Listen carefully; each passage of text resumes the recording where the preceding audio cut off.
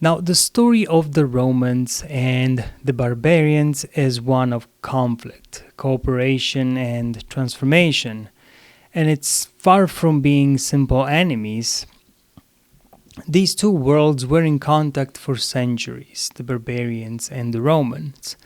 They shaped each other's in ways that changed the course of history, from trade and alliances to war and eventually integration. And the relationship between the Romans and the barbarians reveals a complex and fascinating chapter of the ancient world, one that still has similarities to our culture today, as I mentioned earlier.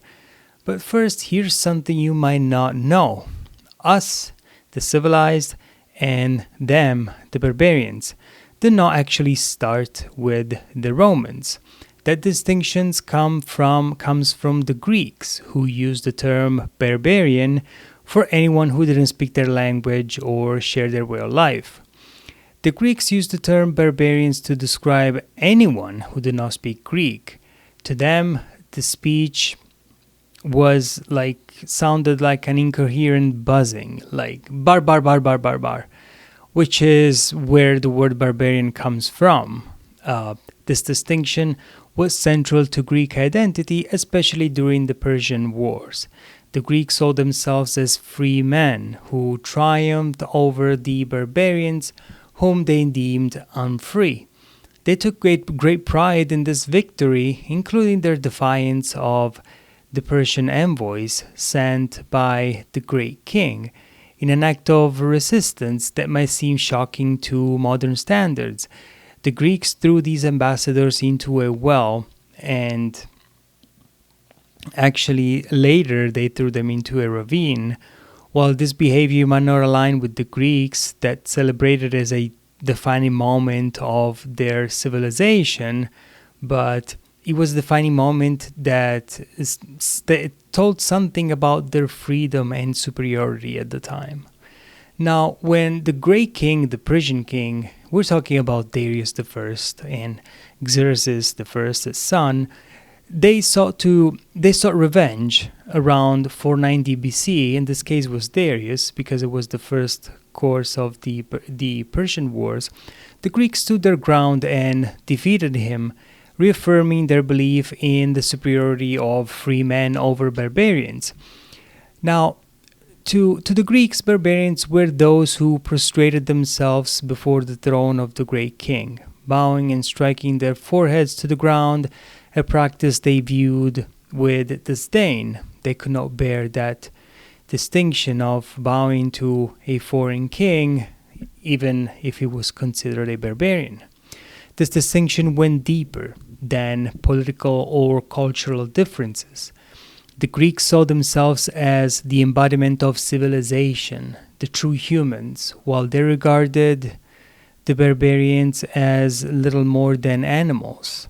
The Greeks were rational beings destined for freedom, while barbarians were deemed irrational and naturally suited for servitude. Now, Aristotle reinforced this belief, declaring that barbarians were inferior to Greeks and not meant to be free. This philosophy conveniently justified the presence of barbarian slaves in Greek households, a practice widely accepted at the time. In Aristotle's view, barbarians were born to be slaves, an idea that emphasized the social and moral hierarchy that the Greeks believed in. It is intriguing to consider whether the Greeks ever saw the possibility that the so-called barbarians might have judged them in return. Now, there is a compelling example of this in a comedy by Menander. In one of his plays, a Phrygian slave, a common character type in Greek comedies, similar to the Athenian policeman, who was also depicted as a slave, interacts with his Greek masters and delivers a striking line. I am Phrygian. Many of the things that seem beautiful to you are terrifying to me, and vice versa. This moment is notable because it presents a rare instance in Greek literature where the idea of barbarians having their own perspective is acknowledged.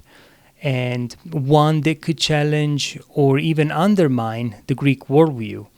Such moments of self awareness were rare, and Greek discourse usually presented a straightforward division. Greeks belonged to the civilized world, where everyone else was labeled as barbarians. Another often overlooked fact is that after their celebrated victories over the Persian barbarians, formidable foes from the east who tried to conquer them, the Greeks themselves were eventually defeated by a new group of barbarians.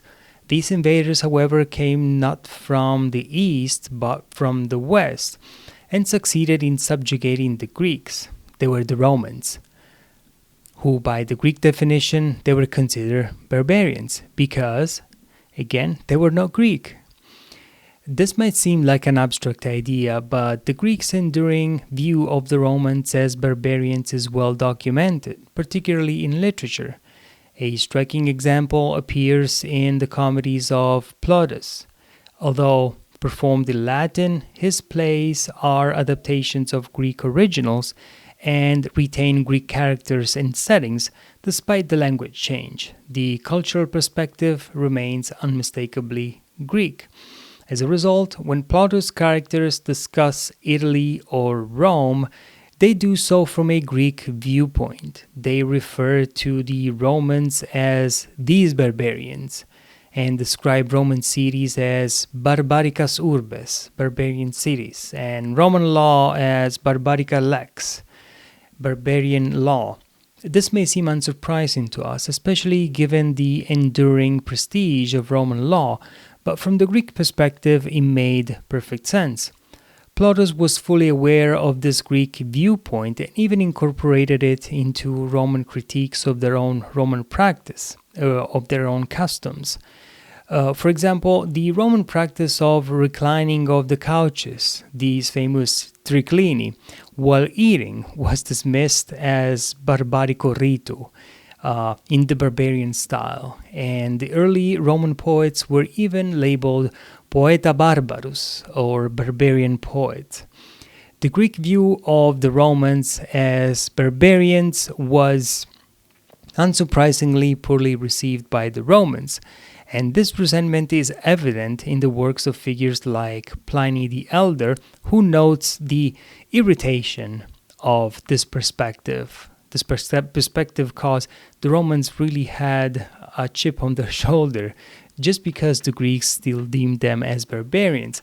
Pliny partly attributes this frustration to Cato the Censor, a prominent Roman statesman who criticized the Greeks for dismissively labeling all non-Greeks, including Romans, as barbarians. This Greek disdain clearly struck a nerve, leaving a lasting mark on Roman cultural identity and shaping their engagement with Greek thought. So what happens next? Over time, the term barbarian undergoes a significant transformation. It no longer simply refers to those who are not Greek, but comes to represent those who are neither Greek nor Roman.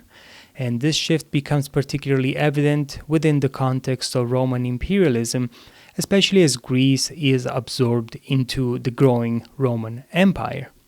After defeating the Greek city-states, the poleis, in battle, the Romans solidified their conquest through a calculated strategy. They imposed Roman rule, but allowed the Greeks some autonomy, preserving elements of their political and cultural traditions. Simultaneously, the Romans displayed a profound admiration for Greek culture, eagerly adopting and integrating it into their own civilization. In Roman villas, Greek influence was unmistakable. Copies of Greek statues adorned wealthy homes, and Greek slaves, often employed as tutors, pedagogus, educated the children of elite Roman Caesars and Cicero. The Roman upper class was fluent in Greek and deeply engaged with Greek culture.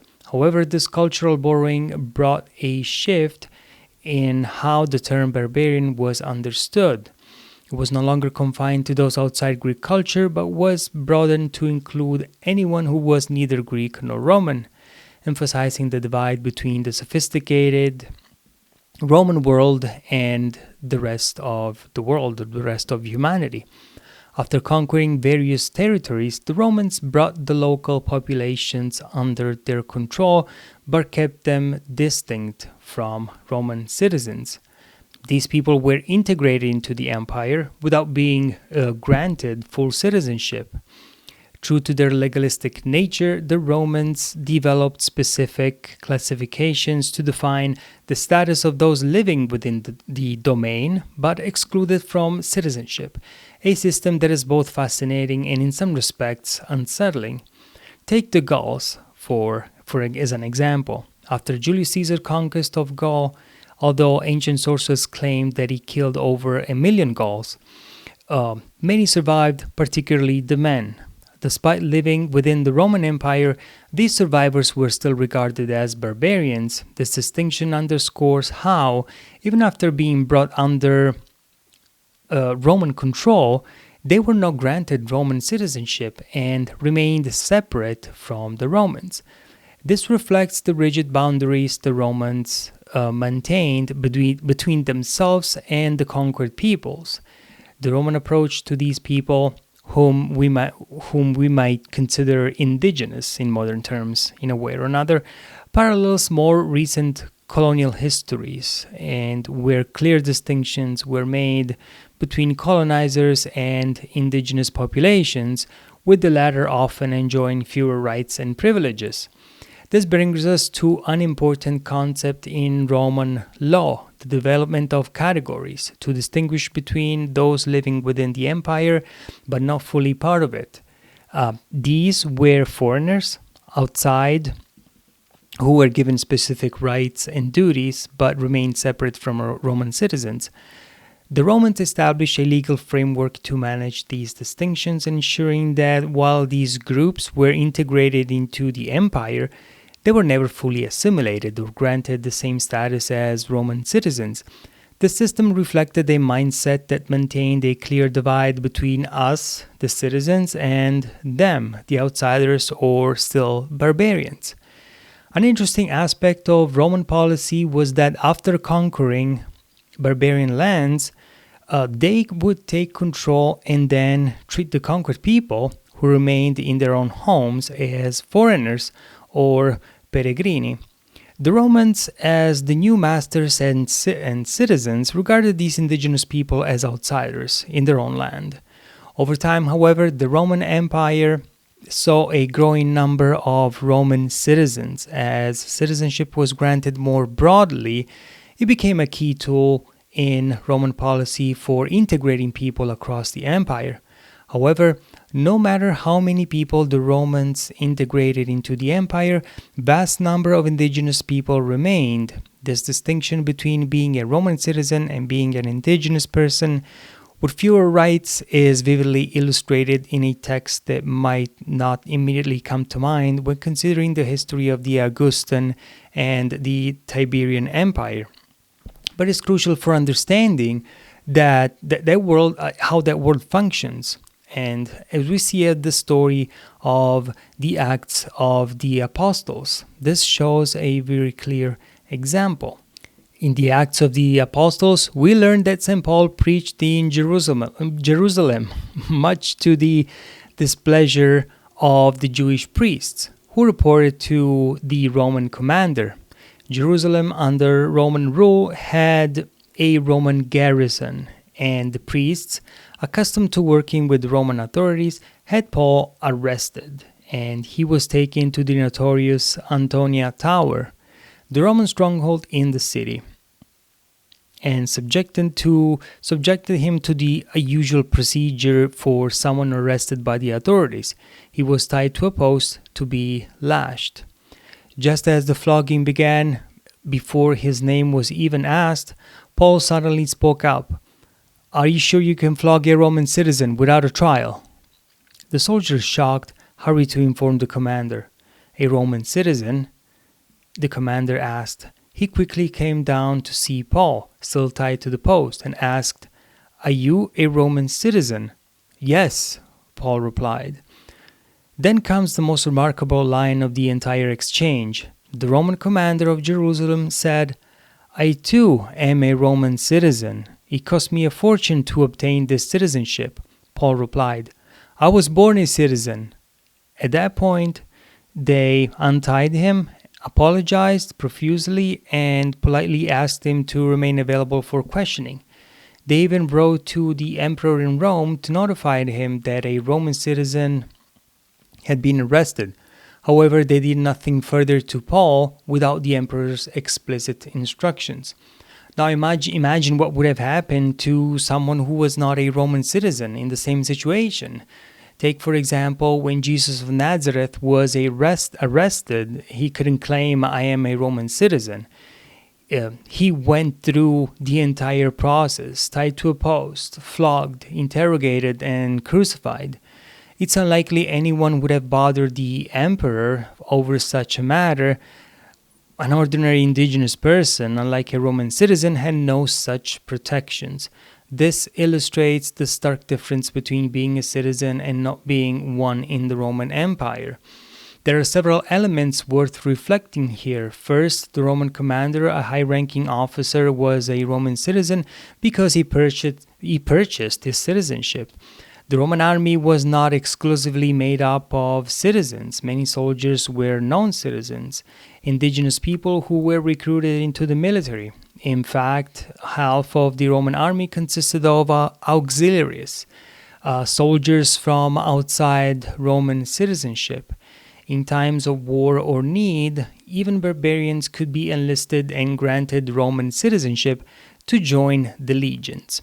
Without this citizenship, they served in auxiliary units, where they could rise through the ranks to become officers, provided they paid bribes to the right officials who issued the necessary certificates. Another important consideration, St. Paul, a Jew from Asia Minor, was a Roman citizen by birth because his family had Roman citizenship. Here is the crucial point. Roman citizenship was a privilege that created immense inequality between those who had it and those who did not. However, it wasn't solely tied to birth. While being born in Italy automatically granted Roman citizenship, even people born outside Italy could still acquire it. Now, I'm sorry for all of you. I was born in Italy, therefore I am a Roman citizen. I'm just joking. The ways in which the Roman governments distributed citizenship, specifically to those it deemed beneficial, were a key structural aspect of the Roman Empire. This practice played a significant role in the empire's success. Citizenship was granted to important figures among the conquered indigenous population, such as individuals and family who chose to align with the new Roman rulers. Gallic leaders in Cisalpine Gaul, who traditionally dyed their hair black to appear Roman, since blonde hair was not considered fashionable, were granted Roman citizenship. This reflects the cultural assimilation that took place in the Roman Empire, where conquered peoples often adopted Roman customs, fashion, and even language in an attempt to align themselves with the dominant Roman culture. By doing so, they could elevate their status in Roman society or even enhance their personal prestige, since Roman identity was seen as the epitome of civilization. Citizenship in the Roman Empire was granted through careful controlled procedures. There are indicators that there was an archive in Rome where proposals for citizenship from the provinces were submitted. For example, a governor in Africa might write to Rome. Now we have this leader, more dark-skinned, with curly hair and probably other distinguishing features, but that doesn't matter. I would grant him citizenship. He is useful. We need to bring him on our side, so it was a convenient thing to do.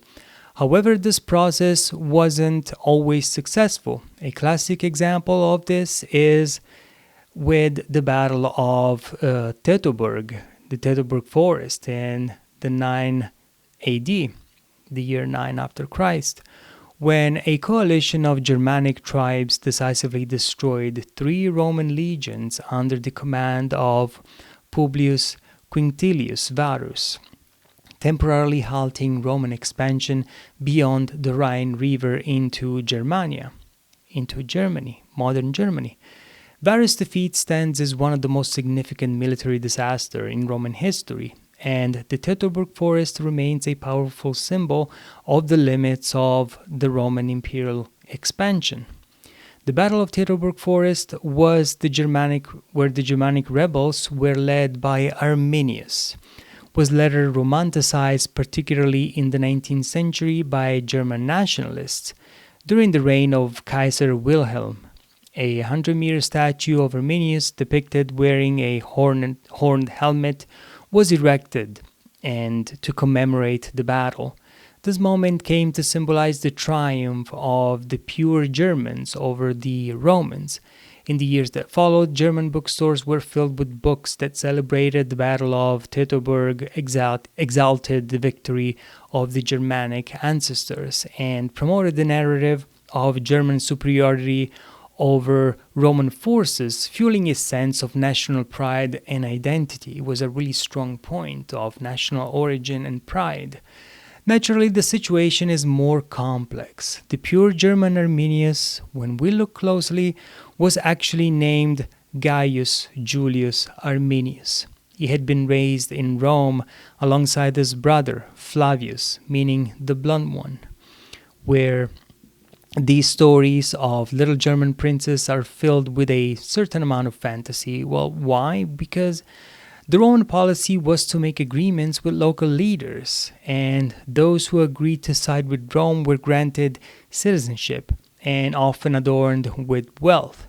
Their children were taken to Rome to be raised by the state. As a result, Arminius became a Roman citizen, a Roman knight, and even a high-ranked tribune. In the Roman regiment, there was the rank of a colonel leading an army, but he was an auxiliary one, part of an auxiliary army. Of course, that was made up of his own people. Arminius was a perfect example of this failed integration mechanism. However, at a certain point, politics inevitably led to rebellion, and Arminius chose to fight against Rome. When the German revolt broke out, Arminius took the lead of the rebels. This is one of the few cases where the Roman policy of integration did not work, though it generally did, and the Romans were fully aware of its effectiveness. There is an explicit example of this integration policy in a famous speech by Emperor Claudius. The speech, recounted by historians and even inscribed on a tablet, was delivered in the Senate in the mid of the 1st century AD. Claudius proposed that a number of notable Gauls who had been conquered a century earlier be allowed to join the Senate. Many Gauls had already received Roman citizenship, but Claudius wanted to go further by bringing them into the Senate and to make it more representative of the empire's elites. As is often the case with Roman emperors, Claudius expected his proposal to pass, but this time it faced opposition. Some senators stood up and declared, "What a disgrace to let these barbarians in our Senate, people who still have the blood of our soldiers on their hands from the time of Caesar. Where will this end for us, the real Romans?" Claudius' speech is remarkable because, in essence, he challenges the notion of the real Romans by saying, "Excuse me, the real Romans? Really? I understand that you are Etruscans and Sabines, and even we Claudians originally moved from one place to another. But the real Romans never really existed," he continues. "Romulus gathered whoever he found, and from that point on, we've done nothing but bring in defeated enemies and make them Romans." Claudius argues, "That's Rome. Being Roman doesn't mean descending from generations of Roman ancestors. It just means accepting the law of Rome and the rule of Rome. On this basis, Claudius says, "This is the foundation of our strength." He adds something even more pointed, saying, "The Greeks don't do this. In Athens, to be a citizen, you must be born there. They have no system for integrating new people. It's all rigid, only by birth. And who is in charge of Greece now? Us, with our system, which works." So I remember I mentioned this already in a past video about national identities. And that's a really great speech to sum up the politics and the integration policies of Rome, even back then. In the Roman Empire, there was a marked inequality between citizens and non-citizens, but the Romans also had a system in place that allowed indigenous people to gain citizenship. These pathways were often preferential, with local elites or notables being granted citizenship for their loyalty or service. However, there was also a much broader mechanism for granting citizenship from, for example, the military. Barbarians who enlisted in the Roman auxiliary forces could earn citizenship by serving for 25 years, though only about half of them would complete their service. Those who did were granted Roman citizenship upon discharge. This process included receiving a bronze diploma and a legal right to marry and establish a family with full Roman privileges. Of course, many of them did not make it to 25 years because either they died in battle or didn't make it at all. And this is an example of a mass mechanism because the Roman army included 500,000 men, half of whom were barbarians. And the system was so effective that reached a point where the distinction between citizens and non-citizens seemed irrelevant. Entire countries were granted citizenship sooner or later, but also entire regions, and they were all done for political reasons. For example, the Emperor Trajan granted citizenship to all of Spain, and a sign that every emperor builds their base of support, and granting citizenship was one quick way to secure loyalty. The moment came when Emperor Caracalla decided to abolish the distinction altogether with the Edict of Caracalla, the Constitutio Antoniana, in 212 AD, one of the great milestones in ancient history. This decision, once overlooked, is now seen as significant because it erased the distinction between citizens and non-citizens. Suddenly, everyone within the Roman Empire was a citizen. For us, in modern terms, the importance of this is clearer. It's similar to the difference between being a citizen who can vote and someone who cannot. Contemporary testimonies from those who received citizenship confirmed this change. In Alexandria, Egypt, an inscription by Marcus Aurelius Melas praises Emperor Caracalla as the savior of the entire world for granting citizenship to all. After the edict, many barbarians took the name Marcus Aurelius, followed by their original barbarian name, marking the shift to this big change. In one cavalry regiment from the 3rd century, all 150 cavalrymen were listed as Marcus Aurelius, plus another name. There is a private account from someone who identifies as Aurelius Zosimus, stating, "I was called Zosimus of Leonidas before the sacred gift." Refers to the emperor's official act of granting citizenship, highlighting the importance and reverence of this process. Before receiving Roman citizenship, Zosimus was known by his original name, Zosimus of Leonidas, which indicates his non-Roman background. After being granted citizenship, he was given a Roman name, Aurelius, signaling the new status as a Roman citizen. This awareness of the significant nature of the act and its alignment with Roman culture is very clear. Now, this awareness also persisted for centuries. Saint Augustine, 2 centuries later, reference Caracalla's edict as a profound and humane decision, stating, "What belonged to a few now belongs to all." The transformation of everyone into a Roman citizen was a mass phenomenon, fundamentally altering how peoples identified themselves. The Greeks, for example, eventually began calling themselves Romans, and especially in the medieval era. In the Byzantine Empire, the Greeks referred themselves as Romioi, meaning Romans. As a result, by the time of the so-called barbarian invasions, there were no longer barbarians within the Roman Empire, only Roman citizens. The barbarians were now outside. However, the situation was not static. The barbarians from beyond the empire desired entry, and the Roman Empire allowed them to enter when it deemed appropriate. The story begins even before the so-called invasions during the reign of Marcus Aurelius, and continues through the 3rd and 4th centuries. The Roman Empire frequently saw a flow of barbarian immigrants who, upon entering the empire, gradually assimilated and were more or less automatically considered Roman citizens. From the barbarians' perspective, the appeal of the Roman Empire is clear. It is a rich, well-organized world where one can acquire anything they desire. The empire boasts cities, roads, markets, bridges, aqueducts, circuses, and theaters.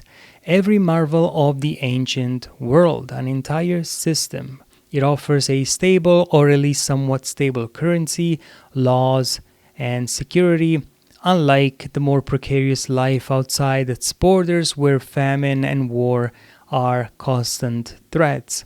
The barbarians living outside have little reason not to want to enter. Over time, they begin to see the benefits of joining the Roman world. When their own lands face hardships, their natural response is to seek entry into the Roman Empire. From the Romans' perspective, the decision to allow barbarians into the empire was purely utilitarian. If they didn't need them, they would simply eliminate them. But in the 4th century, the Romans approached immigration with a mindset starkly different from the modern humanitarian ideals. While in our contemporary world, in our societies, we often contend with the balancing humanitarian concerns and effective ways to manage immigration, but the Romans had no scruples. They did not have such ethical dilemmas. Instead, they were very practical and unsentimental. They clearly saw people primarily as a valuable workforce. From the time of Marcus Aurelius onward, the Roman Empire was in constant need of people. This need became even more pressing after devastating epidemics, including the Antonine Plague, which killed Marcus Aurelius and severely affected the population. These plagues, often identified as smallpox, continued to reappear throughout the 3rd century, leading to a chronic shortage of labor. This shortage was particularly noticed by the landowners, who needed peasants to farm their lands, and by the military, which required soldiers for its ranks. Both groups, landowners and the military, exerted pressure on the emperor to find solutions to the manpower crisis. As a result, if barbarians sought entry into the empire, the Romans would often allow them in, as they were seen as a valuable source of labor. In regions like Gaul during the 3rd and 4th centuries, the situation was dire due to the constant raids from hostile barbarian groups like the Franks and Alemanni. The area was depopulated, and landowners in Gaul were complaining of a shortage of workers. In such circumstances, the Roman authorities could intervene and bring people in to address the manpower crisis. If there weren't barbarian groups already asking to enter, the emperor might decide to actively recruit them. The migration wasn't always voluntary, it could be forced. But the key was that the Romans aimed to acquire new subjects who would eventually integrate into society. Unlike earlier times where Romans might have captured people to enslave them, The late empire shifted away from using slaves from agricultural labor. The reasons for this shift were multifaceted, but a major factor was that slaves couldn't serve in the military, which was essential for the empire's defense and governance. From the time of Spartacus, that's where we are talking about, it was very earlier times, and who famously led the significant slave revolt against Rome, the policy was clear. Slaves were excluded from military service during those times at the beginning because they always had the risks of revolts. Spartacus was a gladiator who led a revolt against the empire. And by the late Roman Empire, the majority of the workforce on large estates was made up of free men, not slaves. Many of these free men were immigrants who had been brought in to meet the labor shortage. When these people entered the empire, whether voluntarily or not, the Romans saw them as simply new subjects to be integrated. The system was straightforward. Young men suitable for military service were sent to the barracks to become Roman soldiers. They were taught Latin, trained in Roman military discipline, and were tattooed or branded, marking them as soldiers. Their family would work for the landowners, providing labor in the fields. In this way, the Roman Empire continued to meet its economic and military needs, integrating new populations into the workforce and military without distinguishing much between voluntary migration and forced settlement. The focus was on maintaining a functional system where laborers contributed to both agriculture and military service. The Roman Empire had a well-established system to address labor shortages, particularly in regions where the need for workers was critical due to constant raids and depopulation. The administrative structures, including the prefectures, were tasked with organizing the settlement of people. For instance, after Constantine's victory over the Sarmatians, large numbers of people were brought into the Po Valley. This is in the northern region, current Tuscany area, even northern, in the Po Valley. So these people were free men, and landowners could request them as tenants or laborers for their estates. A useful historical example is found in the panegyric delivered in Gaul at the end of the 3rd century. What is a panegyric? I will tell you soon. This happened during the 3rd century, during the Tetrarchy. The Tetrarchy, introduced by Emperor Diocletian in 293 after Christ, was a system of government that divided the Roman Empire into 4 parts to improve administration and address threats. It established 2 senior emperors, 2 Augusti, and 2 junior deputies, 2 Caesars, each ruling 2 different regions in their own capitals. The Caesars were intended to succeed the Augusti, ensuring a smooth transition of power. Now, what is a panegyric? A panegyric is a formal speech given to praise an emperor, typically during major celebrations or anniversaries. These speeches were performed all over the empire and were often formulaic, exalting the emperor's virtues and accomplishment. One such panegyric dedicated to the Emperor Maximianus includes a particular revealing statement. "You brought us the barbarian workforce," the orator praises Maximianus for taking the aggressive barbarians who once raided and depopulated the land and instead setting them to work in the lands of the region. So this passage is important because it shows that the Romans did not see these immigrants as voluntary settlers, but rather as people who were defeated and brought in as part of a practical strategy to address economic and demographic issues. The orator describes how these trembling men, subdued, sat in their cities under porticos, with their families grieving yet still working. Eventually, they were sent to rural areas to cultivate the populated lands. By the 4th century, this rhetoric continued, with orators emphasizing the positive contributions of these new settlers. Not only did they work the land, but they also paid taxes. But if called upon, they would also serve in the military, showing loyalty and discipline under the Roman authority. Now, during the same time, between the 3rd and 4th century, speeches like those in panegyrics, as well as orations given on various political occasions, were a regular feature of Roman life. These speeches often emphasized the integration of barbarians into the Roman Empire, highlighting their contributions. All of these people are merging into our empire, becoming like us, paying taxes, and serving in the military. One might be curious, however, whether Emperor Constantine, when he had 300,000 Sarmatians at his disposal, even consulted local governments, for example, if they agreed to receive all these men. For example, could we, send some of them to the city of Modena in Italy?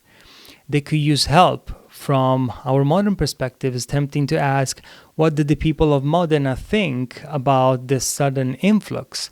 While the great landowners naturally were pleased with the arrangement, there is no record of protests from ordinary citizens. If anyone objected to receiving 300,000 Sarmatians, it's likely they were quickly silenced either by authorities or through coercion, or even killed. This is one of the advantages of managing immigration under an autocratic government with near total control over public opinion. From this perspective, the focus was not on public opinion, but on the practicalities of defending the empire from constant threats, while also ensuring a steady supply of soldiers. The conscription of barbarian groups into the Roman army became a crucial operation. By this time, much of the rural population consisted of free peasants and colonists, working under landowners. To meet the army's needs, conscription was managed through these landowners, who were required to provide a certain number of young men based on the size of their workforce. For example, if a landowner had 8,000 colonists, they would be expected to supply 10 young men. This system remained in place for centuries, with similarities later to practices in the Russian Empire, where conscription from rural areas continued until the 19th century. Landowners were often reluctant to comply with recruitment demands, and as their workforce was never large enough, and they were understandably hesitant to part with their people. To address this, a practical solution developed. When a recruitment officer arrived, a deal would be struck between the officer and the landowner. If the landowner was required to provide 10 men, he might instead offer a payment of 10 gold coins, or solidus. There was a gold coin as a substitute. This payment allowed the officer to recruit soldiers from among the recent immigrants or even from beyond the empires, and using the gold coins as an enlistment bonus. The bonus of 10 gold coins, the officer could easily recruit 20 or 30 men. A portion of the gold would end up in the officer's pocket, but the arrangement benefited everyone. The landowner kept his workers, the army received the necessary recruits, and the officer made a profit. This was a mutually beneficial system. We know about this practice through legal records, imperial edicts, and writings from the period. On several occasions, the Roman government attempted to curb the practice of officers pocketing recruitment bonuses. In the 4th century, some emperors issued laws specifically targeting the purchase of recruits. These laws included references to tironum comparatione, which regulated the recruitment of soldiers from specific regions. To further control this practice, the government imposed limits on the price of recruits, a practice known as ad venarum coentio, buying foreigners. Despite these attempts at regulation, it was widely understood that the Roman military barracks were filled with young men, many of whom were immigrants or descendants of immigrants who had joined the army in exchange for payment. While occasionally regulated, the system of this recruitment remained a central feature of the Roman military process. By this time, joining the Roman army offered the opportunity to build a career. The distinction between the citizen legions and the auxiliary units had become irrelevant by this point, as everyone within the empire was considered a Roman citizen. While it's unlikely that a newly arrived barbarian would have been immediately treated as a full citizen, the formal process of granting citizenship had effectively come to an end. No longer were citizenship diplomas issued or official decrees sent out granting citizenship. The implicit understanding was simple. Once you're in, you're considered part of the Roman world. Although a new immigrant may still be viewed with suspicion, particularly if they spoke a foreign language or practiced different customs over time, as they assimilated, like learning Latin, adopting Roman ways of life, and there was no longer a need for an official document to prove the status. They became Roman citizens. This shift in the understanding of citizenship became a defining ideology of the empire's survival, gradually transforming traditional Roman views. And in earlier times, the Roman ideal had been clear. We are superior to the barbarians, and our goal is to defend ourselves by annihilating anyone who threatens us. This attitude was evident after the battle with Gaius Marius, where no survivors were left from the Cimbri or Teutones, two large Germanic tribes that played a significant role in Roman history. However, by the 4th century, the narrative had shifted. The new view was that the barbarians are a threat, but they must be tamed and responsibly. And our goal is not to destroy them, but to defeat their aggression. And the emperor's responsibility is not to destroy them, defeat their aggression, and civilize them. And of course, with time, make them part of the empire as Romans. This transformation in thinking is reflected in the laws and policies of the time. In a law issued by Honorius in 399 AC, the focus was on the integration of immigrants into the empire. The law begins by stating, "We know that many people from foreign tribes have come into our empire seeking Roman happiness.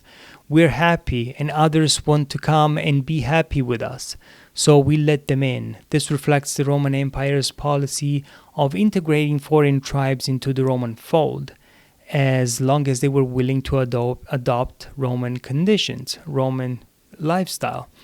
This idea is also echoed in a panegyric for Maximian I, in which the speaker remarks that unhappy are those people who are never had the opportunity to be Roman.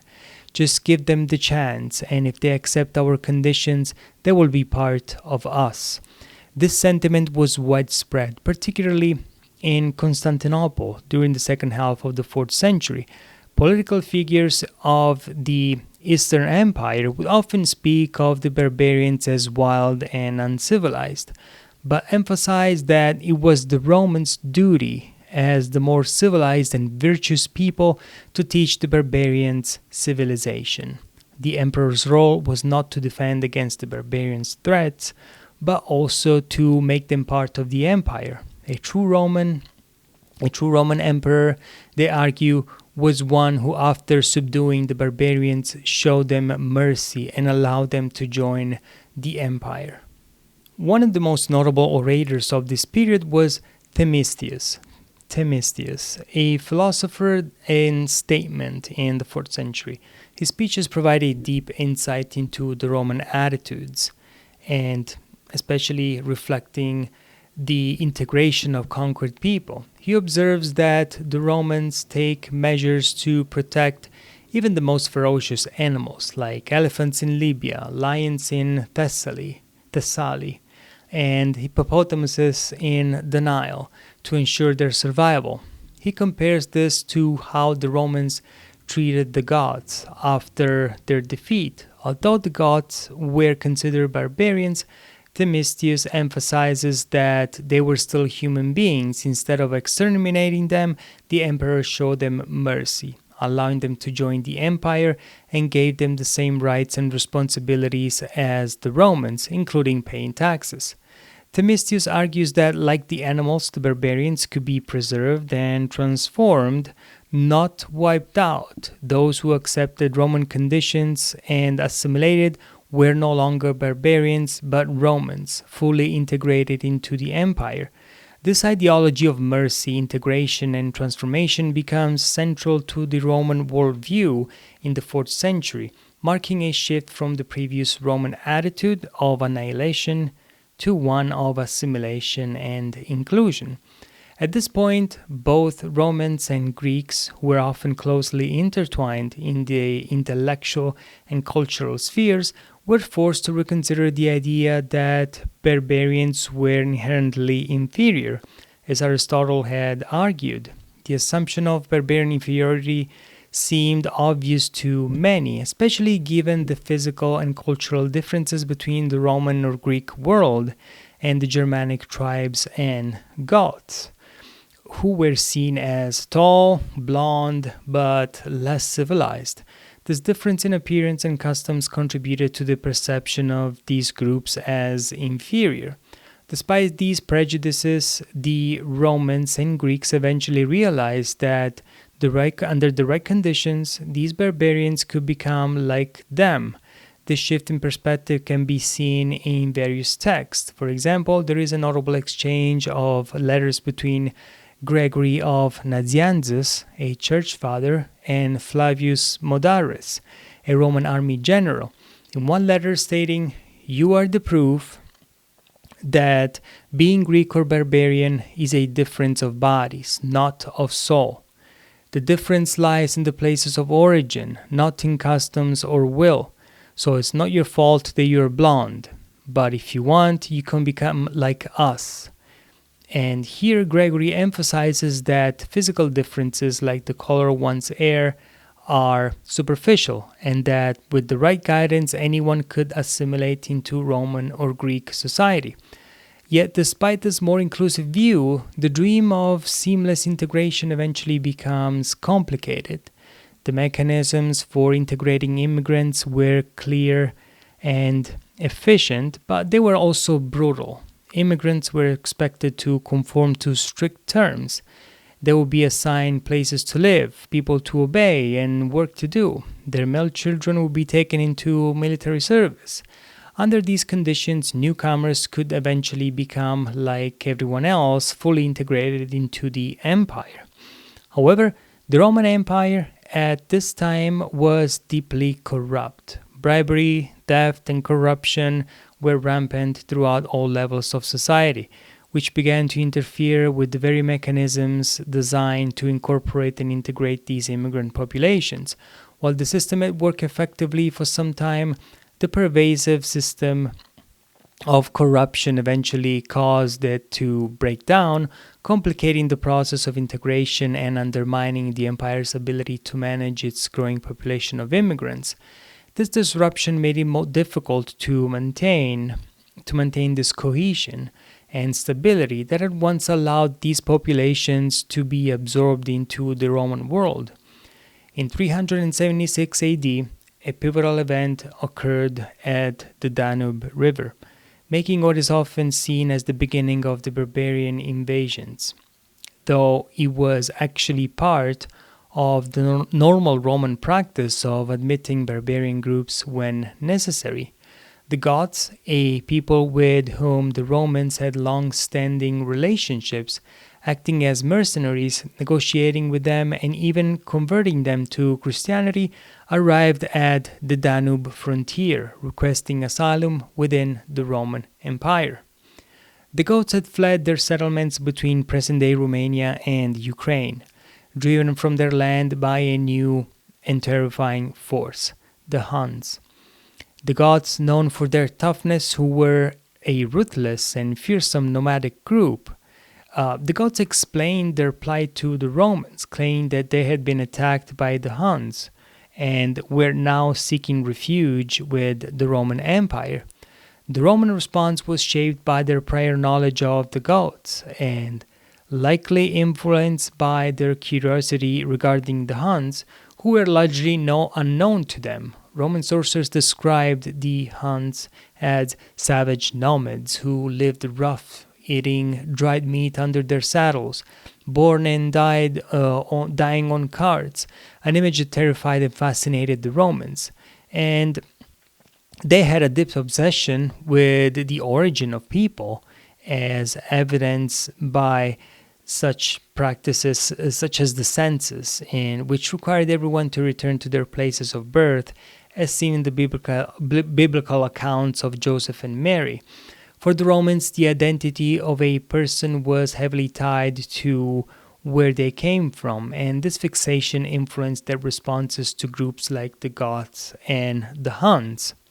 While the request for asylum from the Goths might have seemed like a routine integration of barbarians into the empire, the situation quickly spiraled out of control. The Goths, seeking sanctuary from the Huns, were not met with the same ease as earlier groups, as the empire's ability to manage large influxes of people was increasingly strained by corruption, instability, and the pressure of ongoing military conflicts. The result was a dramatic breakdown of the system, culminating in the Gothic rebellion and the eventual sacking of Rome. With the Huns, the situation was markedly different. The Romans had no clear understanding of where the Huns came from or where they were born, as they were constantly on the move. This nomadic lifestyle struck the Romans as almost inhuman, and in response to the Goths' plea to find refuge from the Huns, the Romans initially showed some understanding. They acknowledged that the Goths were fleeing and seemingly from an unstoppable force, but they still needed to consult the emperor. The Goths, a vast group, were told to wait as the decision was taken up to the Emperor Valens, who was stationed 2,000 kilometers away and occupied with preparations for war against Persia. When news of the Goths' arrival at the Danube reached Valens, he called a council of ministers. Valens was Flavius Valens. He was a Roman emperor who ruled from 364 through 368 AD, and he was part of the Valentinian dynasty. According to the historian Marcellinus, who was not present but later heard the details, the ministers advised Valens, "It's your lucky day. We're about to go to war and we need all the help we can. So let's let the Goths in, Valens." So see, he was basically facing this necessity of manpower for his war efforts, and he agreed to allow the Goths entry into the empire, which was now Christian. At the time, Valens himself was an Arian Christian, a group in tension with the Catholic establishment, yet the empire as a whole had transitioned to Christianity. However, some contemporaneous sources question the true Christian faith of the Goths. It was argued that although the Goths had identified as Christian, their understanding of the religion was peculiar and it was shaped by their own interpretations. One such critic was Fermo, a Greek pagan author whose works survive only in fragments. Fermo harbored a bitter view of the Christian empire. In one of his surviving passages, he laments how foolish we were. He criticizes the empire's decision to let the Goths in under the guise of Christian faith, claiming that many of them pretended to be Christians while maintaining their old pagan practices. Fermo suggested that the Goths had their own priests and idols, and even disguised some of their leaders as monks or priests to gain easier entry. In his eyes, the Romans, eager to welcome anyone claiming to be Christians, were naively allowing such deception. This lack of scrutiny in the process of integration, according to Fermo, was emblematic of the decline of the Roman Empire under Christian rule. The problem with the Goths' entry into the empire was that it happened in the most chaotic way possible. The sheer number of people made the process across the Danube, but there were no bridges. Instead, they had to make rafts or acquire boats navigating the swollen river. The results was tragic. Many rafts capsized, people drowned, and families were separated. This was a pre-industrial society, of course, while with few elderly and a large number of children, a huge number of children, and most of them were unidentified, and there were no operational hospitals. And there were so many children, even to the point that Roman soldiers each took a child and would take a child and bring them home. While there were official tasks were tasked with recording names, the process was so chaotic that they eventually gave up. Fermo also mentions that in theory, weapons were to be handed over and warriors were to pay a bribe to avoid being searched, but the influx was so overwhelming that these regulations were ignored.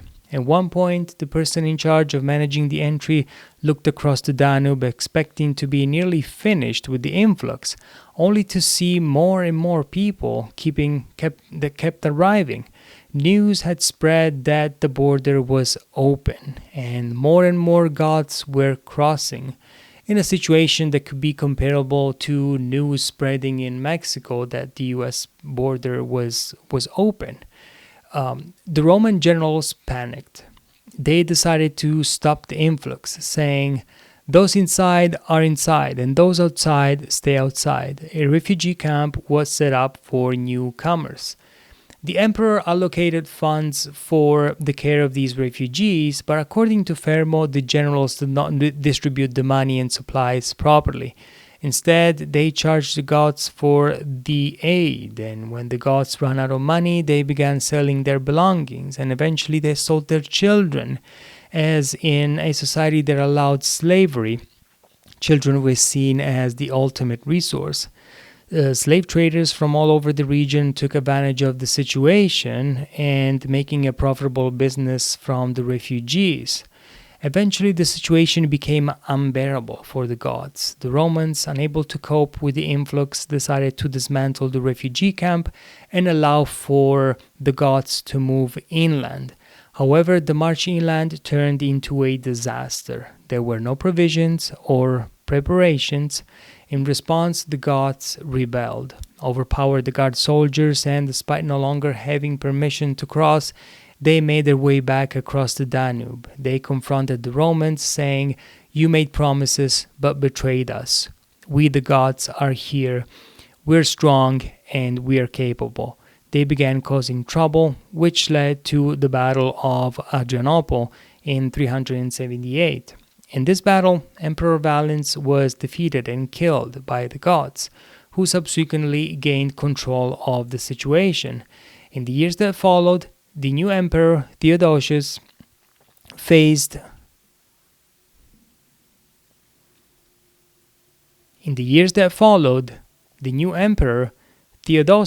faced the monumental task of restoring the empire teetering on the brink of collapse.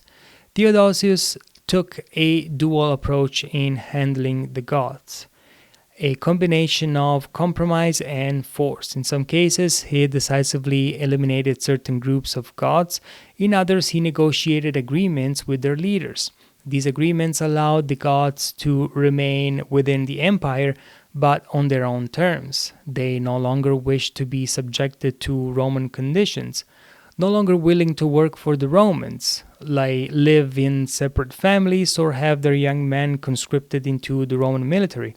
Instead, the Goths demanded a designated territory where they could live under their own laws, governed by their own leaders. In exchange for this autonomy, they agreed to fight for the emperor when required, leveraging their well-established military skills. These agreements, which allowed barbarian groups to remain within the empire without fully integrating, became common in the 4th and 5th centuries. Rather than assimilating into Roman society, these groups were allowed to settle under favorable terms, maintaining their distinct identities. They were granted territories that which they held authority on, and the Roman military withdrew. And in exchange, the barbarians were responsible for the security of these lands, collecting taxes and governing their people. This period, often called the Barbarian invasions, was not the empire's total collapse, but a reorganization into a new structure of coexistence.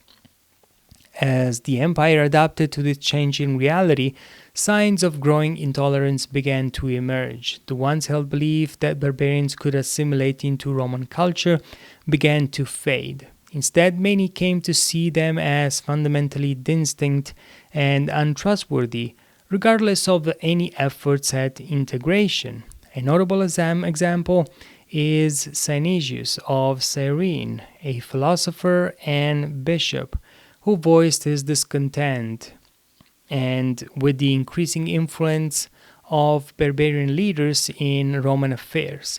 In a famous letter to the emperor, Synesius criticized the practice of appointing barbarian leaders to Roman titles and government positions. While these leaders might don Roman togas and sit in high places at councils to appease the empire's elites, Synesius saw it as a mockery. He ridiculed the spectacle, pointing out that after such meetings, the barbarians' leaders would return to their furs, laughing at the Roman togas, which they viewed as a ridiculous symbol of Roman civilization. For Synesius, despite the outward Roman appearance that barbarians were forced to adopt, they believed they remained fundamentally wild and uncivilized. He viewed this trend as a dangerous one, as the empire increasingly relied on these outsiders to defend its borders and govern its territories. In Synesius' eyes, allowing these people, whom he considered to be intrinsically barbaric, to assume leadership position within Roman society was a grave mistake. He feared that the empire was losing control by entrusting his fate to foreign-born leaders, which he saw as undermining Roman authority and identity.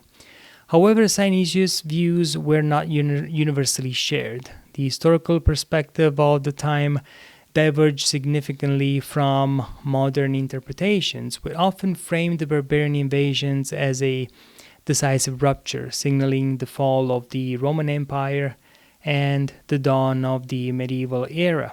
Many contemporaries saw the integration of the Goths and other barbarian groups not as a decline, but as a natural evolution of the Roman world. So for some, this integration was seen as a necessary adaptation to shifting circumstances, with the belief that the empire could continue to flourish by embracing these new people and incorporating them into this structure. Christianity, which had become dominant in the Roman Empire by this time, also played a crucial role in shaping attitudes toward the barbarians. While some Christian intellectuals like Synesius remained skeptical about the barbarians' true assimilation, many others viewed the influx of barbarians groups as part of a divine plan. Christianity's emphasis of unity, salvation, and the potential for all people, regardless of their origins, to be redeemed, provided a spiritual framework that made the integration of the barbarians more, let's say, palatable to many Romans. For them, the barbarians remained not inherently different, and through conversions to Christianity, they could become part of the Roman world, even if they maintained some of their distinct cultural identities. Thus, the period of The barbarian invasions wasn't merely a time of conflict and crisis for the Roman Empire, it also marked a profound period of ideological and social transformation. Different views on civilization, identity, and religious belief intersected as the empire navigating this changing reality. The mission of Rome, according to thinkers of the time, evolved. Rome was no longer concerned with the domination of the world in the manner of the ancient Roman Empire. Rome's mission was identified with Christianity, and Christianity was seen as this force that would ultimately dominate the world. The goal was that all people, regardless of origin, would become Romans in the sense of embracing the Christian faith. This ideological shift reshaped the nature of the Roman identity, making it less about ethnicity or culture and more about shared religious beliefs. We have Prudentius, that is a Christian poet. He captured this vision when he wrote, I hope that all the barbarians will become Romans, and from different peoples a single nation will be born, with the mixing of blood that will unite diverse peoples into one common descent. While some intellectuals expressed resistance, this idea of cultural and ethnic mixing was largely embraced by Christian thinkers. It was viewed as a part of a divine plan where the integration of barbarians into the Roman world would form a new united Christian people. Now, Claudian, a late Roman poet, echoed the sentiment, declaring, Rome is the only empire that embraces all humanity and calls the conquered citizens from the Rhone to the Rhine, from Gaul to Iraq. We are one people, and these barbarians will be of no importance. It will soon be irrelevant that they are barbarians, as the world will see us as one. According to this worldview, the idea of someone being a barbarian would eventually become secondary, as the Christian identity centered on shared faith would transcend ethnic and cultural differences. This transformation signaled a shift from a Roman Empire focused on ethnic superiority to one built on religious unity, where the distinction between Roman and barbarian became increasingly blurred. Another witness of the era is John Chrysostom, the Archbishop of Constantinople, and one of the most influential orators of Christianity in the 4th and 5th century. Is a prime example of the evolving Christian mindset regarding the barbarian. So he is known as Chrysostom, or Golden Mouth, for his eloquence. Chrysostom preached to the Goths in Constantinople, many of whom were soldiers and followers of Arian Christianity, a major division within early Christian thought. The Arian controversy, which questioned the nature of Christ's divinity, was a significant theological issue at the time. Chrysostom worked to convert these Goths to Orthodox Catholicism and even organized missionary efforts targeted at them. He is known for going so far as to celebrate Mass with a Gothic priest, using a liturgy that incorporated the Gothic language. In one of his sermons, speaking to a congregation of Goths, Chrysostom declared, "Do not be surprised that there are barbarians here among us, participating in our liturgy, standing and speaking with us. After all, Abraham and Moses would have seemed like barbarians to us. This concept of barbarians makes no sense when viewed from this perspective. Even the prophets of Israel, who are revered as great figures, would have been seen as barbarians in our eyes. So to think of these people as barbarians is meaningless when you consider the larger divine plan." The essence of Chrysostom's message was that the distinction between us and them becomes irrelevant when viewed through the lens of Christianity. In the new Christian worldview, all people are equal in Christ, regardless of ethnic or cultural origin. The invasions that began along the eastern borders of the Roman Empire, particularly along the Danube, mark a significant turning point in the history of Rome. However, the real dynamics of the empire's fragmentation become more pronounced in the decades that followed. The Roman Empire, by the late 5th century, had split into two distinct political entities in the 4th and 5th century: the Western Roman Empire and the Eastern Roman Empire. These two empires became increasingly disconnected, with each governing body focusing more on its own territory and interest rather than on the empire as a whole. In this context, the Eastern Roman Empire, which was later came to be known as the Byzantine Empire, had an easier time pushing the barbarian waves toward the west. This strategy allowed the East to avoid the brunt of the invasions, and the Western Roman Empire actually eventually became overrun by various barbarian groups, leading to the formation of what are known as the Roman barbarian kingdoms, and in Gaul, Spain, Italy, and Africa. These kingdoms were ruled by various Germanic tribes such as the Franks, the Visigoths, the Ostrogoths, and Vandals, who had previously been incorporated into the empire as federati, allied forces. In many ways, the Western Roman Empire was colonized by these barbarian groups, marking the beginning of a new political era in the West. On the other hand, the Eastern Roman Empire, covering the Balkans, Asia Minor, and Middle East and Egypt, remained intact for another thousand years. It continued to thrive despite facing its own challenges, including the rise of Islam and conflicts with neighboring powers.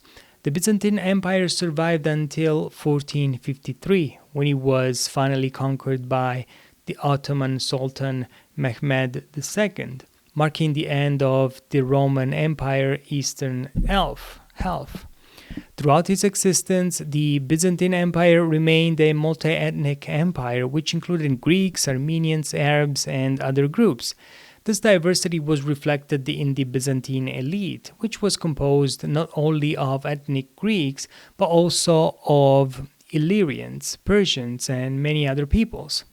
Despite the empire's embrace of this diversity, the Byzantines held a particular disdain for what they referred as the blonde barbarians, that were the Germanic tribes that had settled into the west, taking control of the former Roman territories.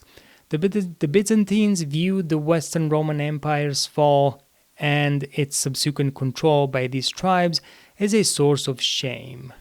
In Byzantine military treaties, the blonde barbarians were considered a distinct and somewhat inferior group, and the military strategies were outlined for how to engage with them differently from how the Byzantines would engage with other enemies such as the Arabs.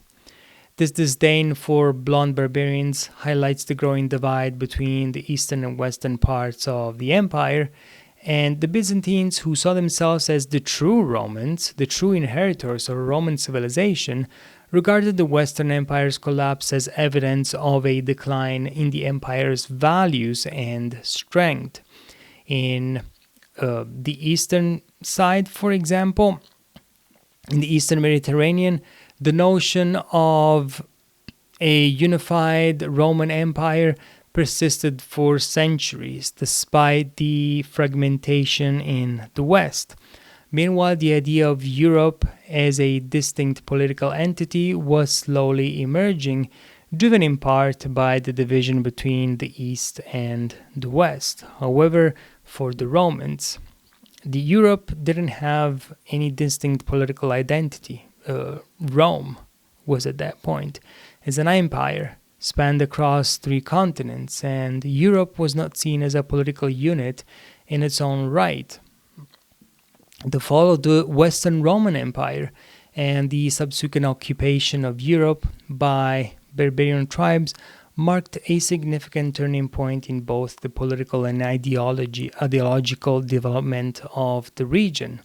Pope Gregory I, or Gregory the Great, wrote to Constantinople around the year 600, expressing concerns over the state of the Western Roman world. In one of his letters, he stated, "Do not forget Europe, which has fallen under the law of the barbarians." This captures the complexity of the situation at the time.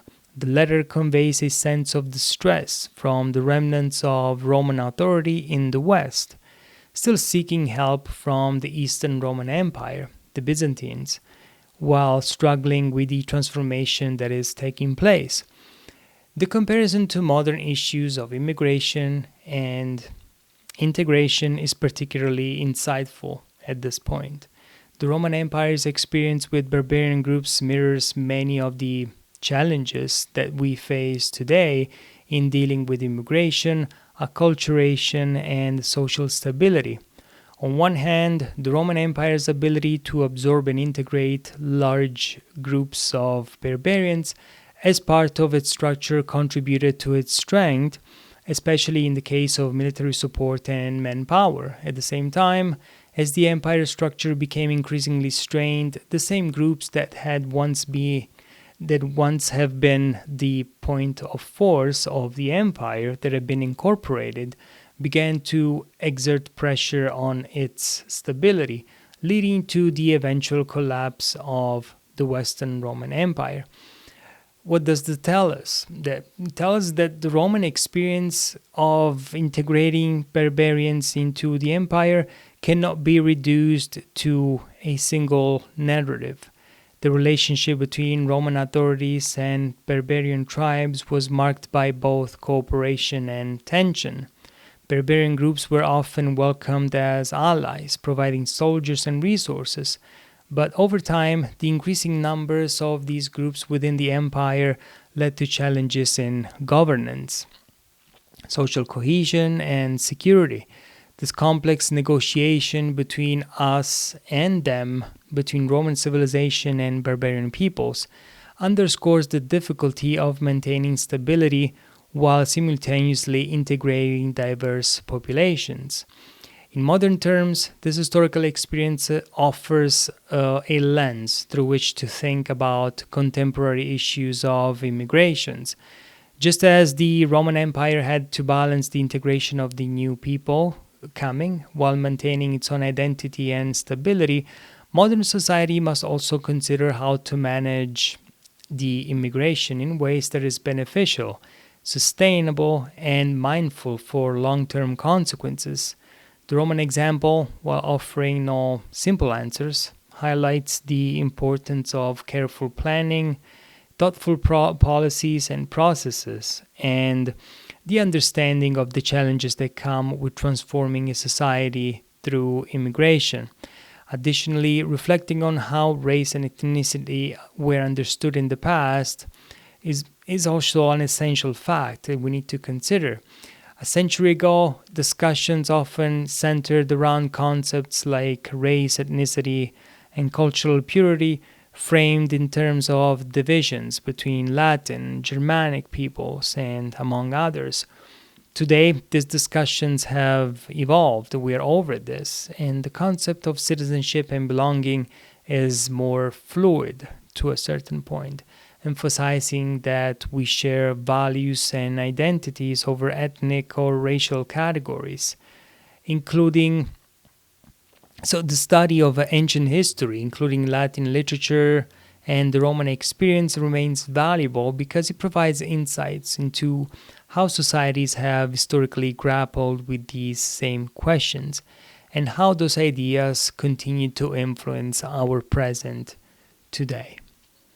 Well, if you stick for this long, I will grant you Roman citizenship. So if you finish the if you finish this history episode, you are truly a Roman citizen. You really are. All right, well, thank you very much for following up if you made it this far, and I will see you next time. Thank you for being here. Bye.